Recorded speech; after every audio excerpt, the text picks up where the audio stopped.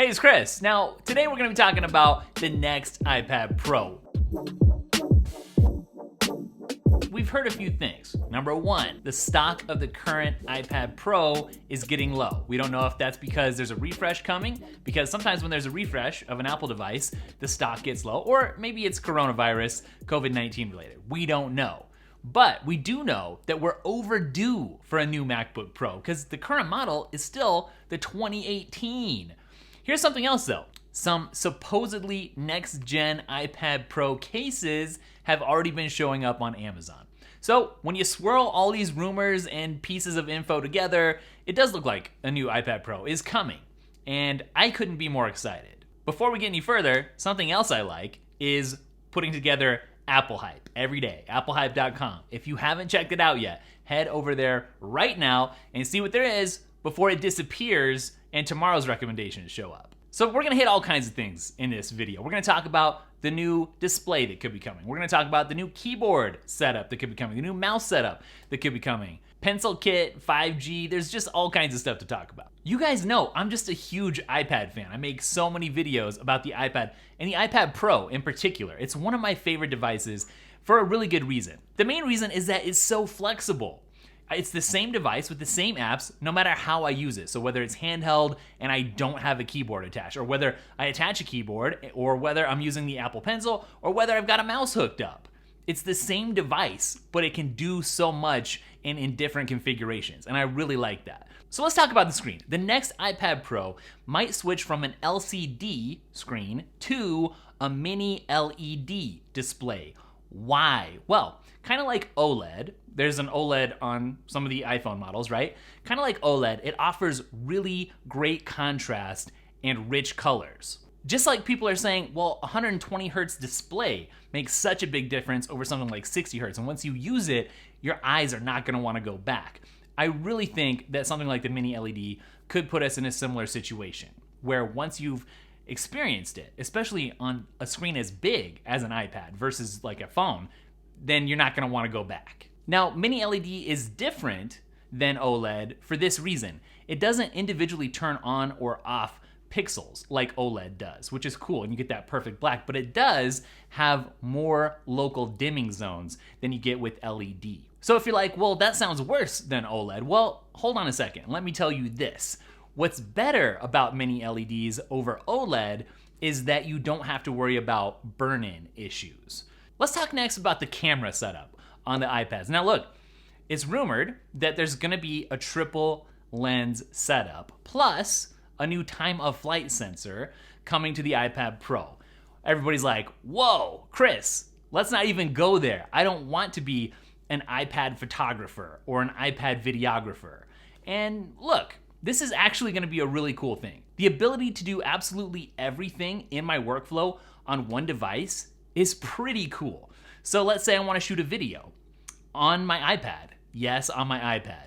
Not out in public, just in the studio here. Number one, I'm gonna have a bigger viewfinder. I like that.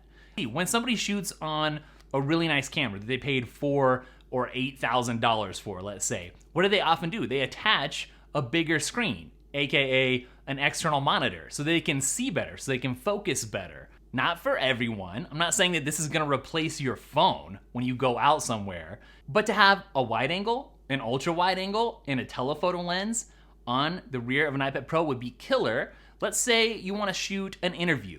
Maybe it's just you on YouTube, or maybe you're interviewing somebody for this small business and they're gonna put this on their website. You can use an app like Filmic's Dailytekk and use two cameras at the same time with that bigger viewfinder and have two angles for a talking headshot like this. And then you think to yourself, well, hey, Moment just came out with this clippable thing that will let you mount a Moment lens onto your iPad, and you're starting to see, like, you can make a pretty killer setup here.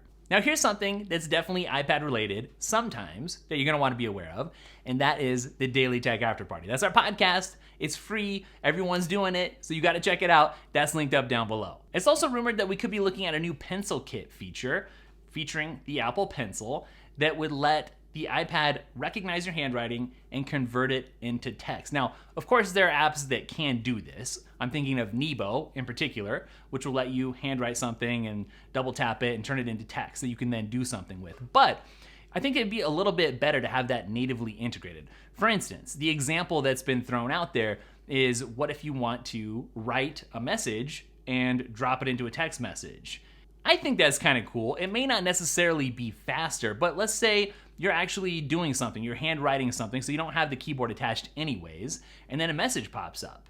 Or you need to do an email and you don't want to reconfigure, you got the iPad just flat on your desk, you don't want to attach the keyboard. Well, to just scribble out, a message, that might be better for you than swiping along or tapping out on the digital keyboard. Something else that could be coming to the new iPad Pros would be improved mouse support. What does that mean, improved mouse support? Well, right now mouse support is an accessibility feature, and it sort of feels like a non-native thing because Apple at the moment doesn't want you to think of the mouse as your go-to input method on the iPad Pro. But that could be changing, and that might be a good thing. Now, while this remains a touch-first device, this code suggests that was discovered that when you're not using the mouse, it will disappear. So it'll be there, but it won't take over. And so it's just flexibility once again. Now, while that could be a big deal in and of itself, of course, we've also got this rumor that says that Apple might be developing a new smart keyboard that has a trackpad for the mouse baked right in. Now, we've already seen something like that from Bridge, and Bridge sued somebody else that also had a very similar idea. So we know that third parties are already coming out with this, and maybe Apple's like, hey, we're just gonna Sherlock these guys right out of the gate, and we're gonna bring it natively with an official Apple product. I wanna emphasize here, I don't think it's going to be the default. I think it's gonna be an option. So you could buy a keyboard that has that extra trackpad, and I'm guessing that could cost a little bit extra, or you could buy it without the trackpad. And it's just a matter of what workflow you want to use. Now, baked in mouse support isn't the only way that the smart keyboard could be changing for the iPad Pro. Another rumor says that Apple might bring scissor switch keys to the smart keyboard for the iPad Pro, which I think would be pretty cool. The keys that are there are nice, they work. I've done a lot of typing on them, and I really can't complain, but I do like the scissor switch keys better.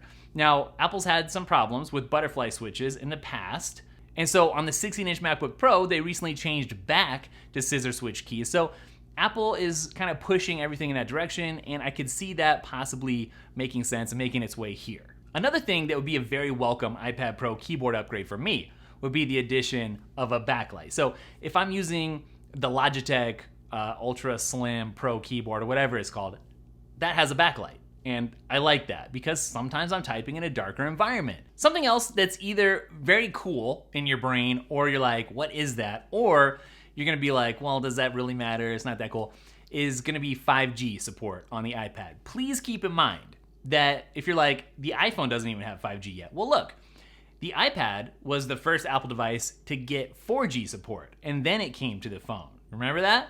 So it's totally possible that we could see 5G come to the iPad Pro first. If you're like, what's 5G? It's simply 5th generation wireless technology. That's it. But then why is it so great? Well, that has to do with the speeds.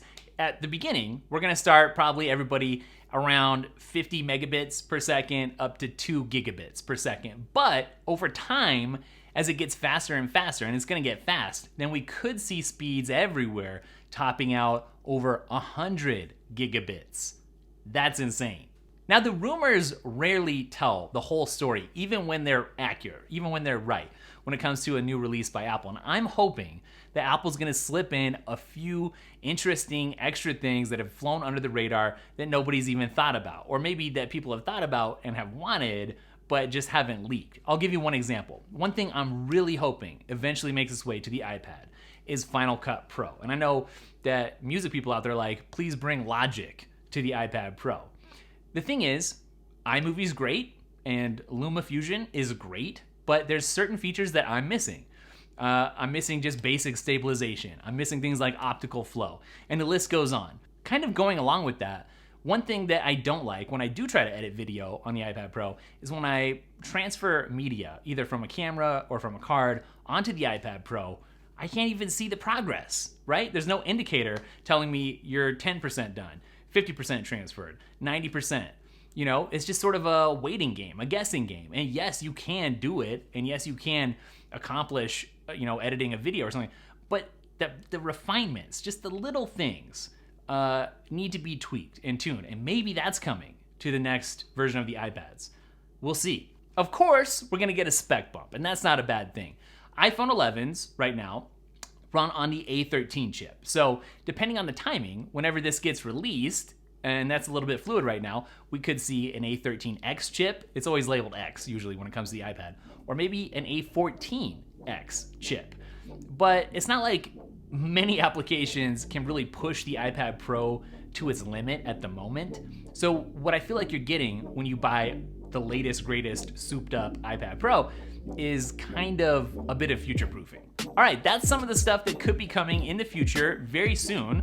And whether it takes a week or a month or a year for some of this stuff to start hitting, that's okay. The next iPad, whatever it is, whenever it comes out, is gonna be really awesome. And I'm really looking forward to it. And I know so many people out there are too. You guys can't get enough of the iPad Pro content. So let me know what you're looking forward to the most. Leave me a comment. Let me know if there's something that I missed that either nobody's talking about that you want to see. I'm really interested in that. Or if there's a rumor maybe that you've heard that I missed too. Let's have a nice discussion down in the comments. Don't forget to check out the After Party. That's our podcast. Don't forget to check us out on Twitter, on Instagram. We're at Dailytekk, spelled Daily Tekk in both of those places. And whatever you do, make sure to make applehype.com a daily visit. It will only take you 15 seconds or less to absorb all the stuff that you need for today, for every day in the Apple ecosystem. And I'll catch you guys in the next video. Later.